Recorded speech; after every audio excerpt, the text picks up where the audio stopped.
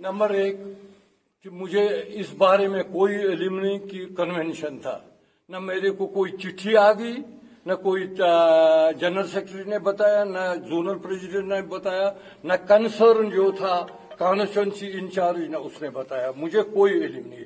अलबत्ता एक दिन पहले मेरी ये ब्लॉक प्रेसिडेंट थी, वाइस प्रेसिडेंट और डेलीगेट कुछ वफद के तौर पे नवाई सुबह चले थे जनाब कायद रवान डॉक्टर फारूक अब्दुल्ला साहब के पास। वहां उन्होंने बात की इस बारे में, क्या हमें पता नहीं कल जलसा है, तो हमें कोई इल्म नहीं। तंजीम को एक साइड से रखा और बाकी उन्होंने खुद किया जो कुछ करना है, हमें कोई इल्म नहीं, ना कोई चिट्ठी आएगी न कुछ कहेगी।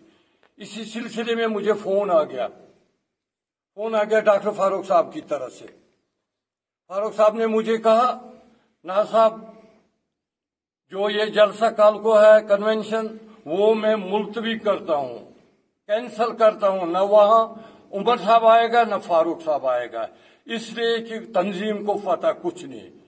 तो मैंने यही सोचा कि जो कुछ सुप्रीम पावर हमारा डॉक्टर फारूक साहब है, उसी के कहने पे मेरे टीम जो यहाँ ओहदेदार हैं, हमने गलत नहीं किया कि हमारे वर्कर सब इस जलसे में थे।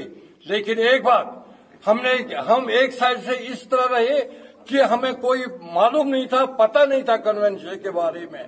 हमने सिर्फ अमल दर अमल डॉक्टर फारूक साहब के तक जो कुछ उन्होंने फरमाया, हमने उसी पे अमल दर अमल किया।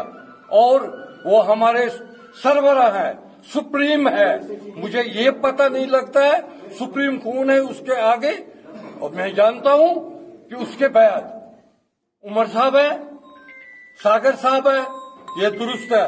लेकिन एक बात मुझे पता नहीं लगता कि मैं यही गुजारिश करूंगा आपसे, मैंने जो कुछ भी कहा, जो कुछ भी मैंने कहा, मैंने सिर्फ उसी रोशनी में यहाँ अपने जो मेरी अपनी वो टीम है ब्लॉक प्रेसिडेंट से बाकी, उनको मैंने यही कहा, सब वर्करों को जाने दीजिए, ये प्रोग्राम हमारा प्रोग्राम है, ये अच्छी मैसेज जाएगी, हमें प्रोग्राम कामयाब करना चाहिए। लेकिन जो कुछ हमें डॉक्टर साहब ने फरमाया,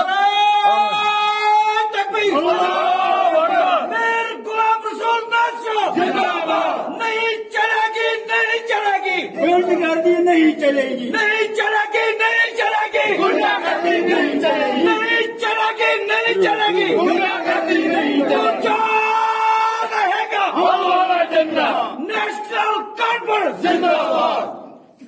ना साहब उमर साहब तो बहरहाल हमने सिर्फ